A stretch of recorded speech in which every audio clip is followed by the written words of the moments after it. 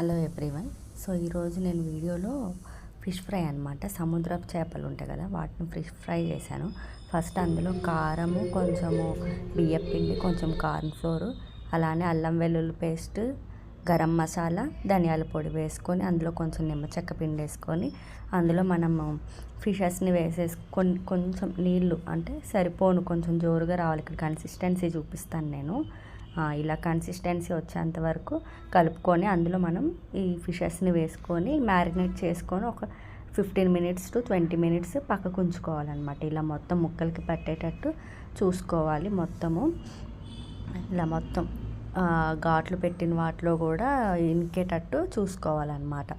అలా మ్యారినేట్ చేసుకున్నాక కొంచెం ఒక 15 minutes పక్కకు పెట్టేసి తర్వాత పెనం పెట్టేసుకొని మనం సరిపడా ఆయిల్ వేసేసుకొని దాంట్లో ఫిషెస్ని వేసుకొని ఫ్రై చేసుకోవాలి.